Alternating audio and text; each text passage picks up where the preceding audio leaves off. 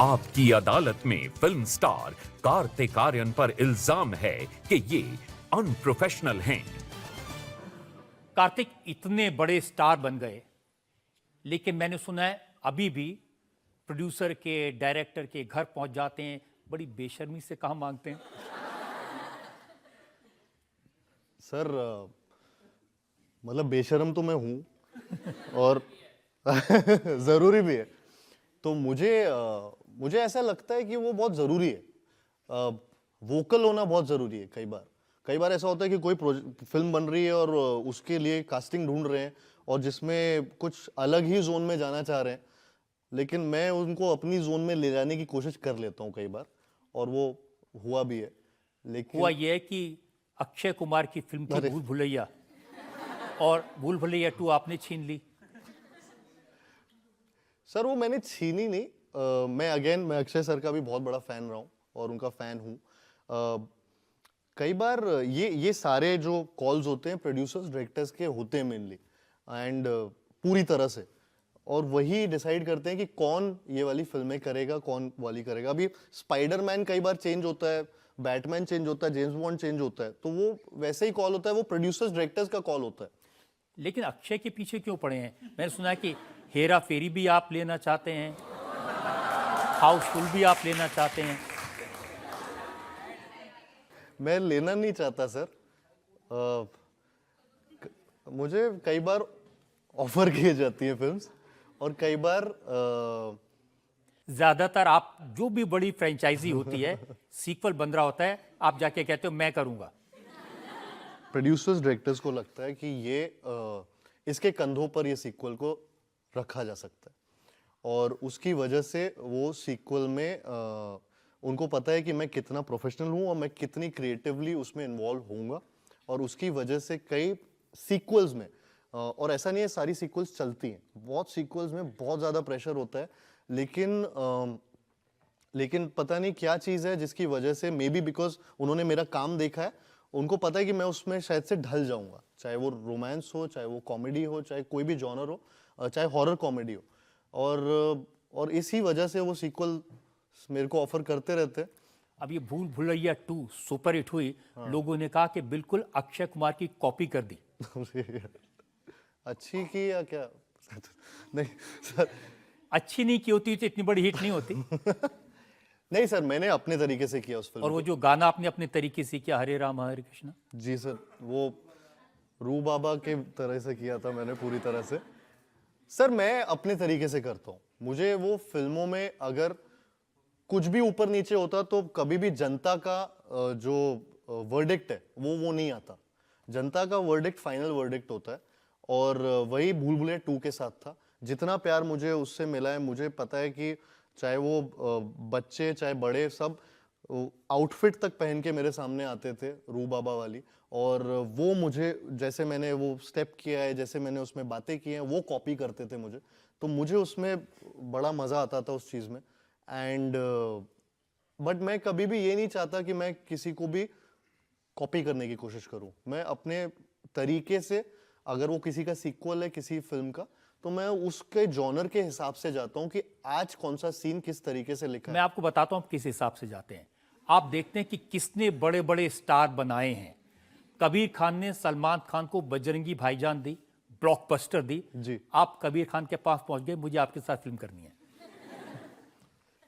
हाँ, मैं उनकी अगली फिल्म कर रहा हूँ जो जो जो साजिद सरी प्रोड्यूस कर रहे हैं। ये कॉन्फ्लिक्ट ऑफ इंटरेस्ट है, यहाँ मैं सिर्फ जज हूँ। ये बहुत बड़ा कॉन्फ्लिक्ट ऑफ इंटरेस्ट है, लेकिन सर आई थिंक उनको लगा कि शायद से इस लड़के में दम है, तो इसलिए कास्ट किया उन्होंने। इस लड़के ने जाके कहा कि सर बॉक्सर मैं ही बन सकता हूं और कोई नहीं बन सकता। सर आपके पास भी बहुत पैसे हैं, मैं तो बोलता हूँ आप भी प्रोड्यूसर बन जाओ, मेरे साथ पिक्चर करो। मैं आपके पास आ जाऊंगा फिल्म लेने। मैं ऐसी बातों के चक्कर में नहीं पड़ता। आप ये बताइए, करण जौहर ने क्यों निकाल दिया आपको अपनी फिल्म से? सर क्यों निकाल दिया? सर ऐसा कभी कभी हो जाता है, कुछ चीजें। इनफैक्ट मैंने आज तक इस बारे में बात भी नहीं की है। इनफैक्ट क्या है कि मैं उस चीज़ पे बिलीव करता हूँ जो मेरे को मम्मी ने सिखाया है, या फिर ये हमारे संस्कार भी रहे कि जिसमें बड़ों और छोटों के बीच में कभी कोई तकरार होती है तो छोटे कभी कुछ बोलते नहीं है। तो मैं उसी को फॉलो करता हूँ। मैं कभी कुछ उस बारे में बोलता नहीं हूँ और ना मैं बोलना चाहूँगा सर। देखिए, ये तो आपकी अदालत है जनता के सामने। करण जौहर ने कहा कि जिसे 1.25 लाख रुपए मिलते थे एक फिल्म के, उसने मेरे से 20 करोड़ मांग लिए, पैसे ही नहीं दिए तो फिल्म छोड़ दी। ऐसा बोला था हमने? सर क्या होता है, ये आई थिंक ये किसी के बोलने वाली न्यूज़ नहीं होती। ये कई बार ऐसा होता है कि चाइनीज विस्पर्स होते हैं, कुछ कुछ बन के कुछ कहानियां कई बार बाहर आती रहती हैं, और किसी के कोट्स नहीं होते। वो कभी भी ऐसे सोर्स स्टोरी करके कभी ना कुछ ऐसे आ जाता है, एक क्वेश्चन मार्क डाल के वो चीज़ ऐसे लोगों पे मेक बिलीव हो जाता है। बट वो ऐसा कभी नहीं हुआ कि मैंने कभी पैसों के लिए कभी फिल्म छोड़ दी हो। मैं बहुत ग्रीडी हूँ और मैं स्क्रिप्ट्स के लिए ग्रीडी हूँ सर, पैसों के लिए नहीं हूँ। तो क्या आपकी स्क्रिप्ट बदल दी थी इसलिए आप नाराज हो गए? नहीं सर, पैंडेमिक आ गया था उस बीच पे, और वो 1.5 साल का ब्रेक आ गया था, और वो स्क्रिप्ट में ऑलरेडी कुछ चेंजेस होने थे जो नहीं हो पा रहे थे, और not because of any reason, वो शुरुआत से ऐसी चीजें थी। और फिर चलो, मैं आपकी परेशानी समझ सकता हूँ, करण जौहर के बारे में ज्यादा नहीं कहना चाहता। अरे यार सर, मैं इस पे कुछ नहीं बोलूंगा सर। आप एकदम पॉज लेके खड़े हो जाते हैं कि मैं कुछ ना कुछ बोल देगा। लेकिन आपको तो शुक्रगुजार होना चाहिए, आपकी जो नई फिल्म है शहजादा, इसके ट्रेलर को लाइक किया है करण जौहर ने, पोस्ट किया है। मैं खुश हूँ सर, उनको भी वो अच्छा लगा, और मैंने भी उनको आई थिंक थैंक यू बोला, और एंड ही इज बीन, वो वोकल रहे हैं जब उन्हें चीज़ें अच्छी लगी। तो शहजादा के टाइम पे उनको ट्रेलर काफ़ी अच्छा लगा, तो उन्होंने जो चीज़ लिखी, मैं खुश हूँ कि उनको अच्छा लगा और मेरा काम अच्छा लग रहा है।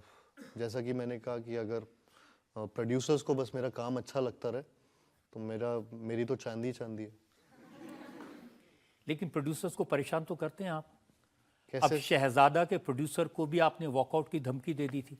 सर कितने वॉकआउट करूंगा सर, मैं काम कब करूंगा? मैंने सर उनको एक्चुअली ऐसा कुछ नहीं था, ये अगेन एक और गलत न्यूज़ जैसे आती है, और वही वाली न्यूज़ ज़्यादा सेंसेशनल हो जाती है। एक्चुअली एक प्रॉब्लम आई थी फिल्म के ऊपर, बेसिकली वो एक क्राइसिस था, मनी क्राइसिस स्पेशली उसमें था, और उस मनी क्राइसिस में मुझे आगे बढ़ना पड़ा, और मैंने अपनी फीस लेट गो कर दी सर उस फिल्म में। लेकिन न्यूज़ उल्टी आई कि मैंने वॉकआउट की धमकी दे दी, तो वो ऐसे ही होता है। लेकिन ये बात तो सही है कि साउथ की फिल्में बहुत हिट हुई और हिंदी फिल्में उतनी नहीं चल पाई पिछले 2 साल में।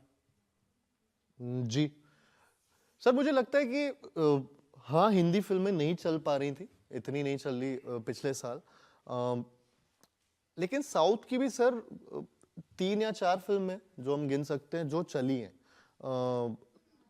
लेकिन एक पॉइंट था ऑफ कोर्स जब ऐसा हो रहा था कि हिंदी फिल्म में एक भी पिक्चर तब नहीं चली थी और उनकी 2-1 पिक्चरें चल रही थी। तब भूल भुलैया आई, और लेकिन उसने सारे रिकॉर्ड्स तोड़ दिए। तो मैं उस तो बात जब से किसी की नहीं चल रही थी तो कार्तिक आर्यन के कैसे चल गई?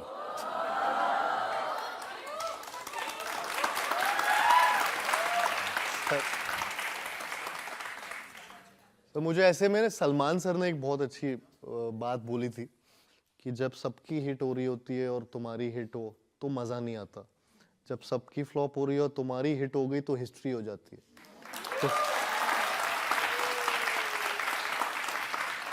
तो मैंने सर को बोला, सर आप कॉम्प्लीमेंट कर रहे हो या डरा रहे हो?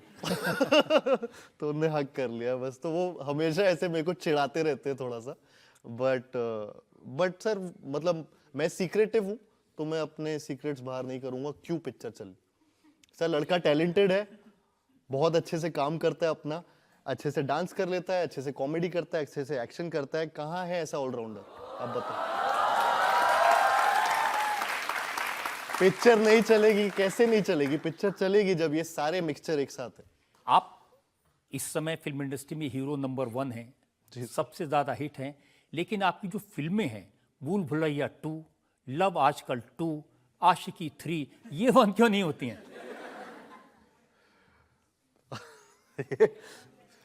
सर ये बॉक्स ऑफिस में नंबर 1 हो जाती है।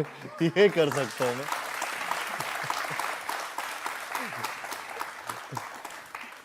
हमारी शुभकामनाएं हैं आपकी नई फिल्म सुपर हिट हो, एक बार फिर से आपको और जनता का प्यार मिले।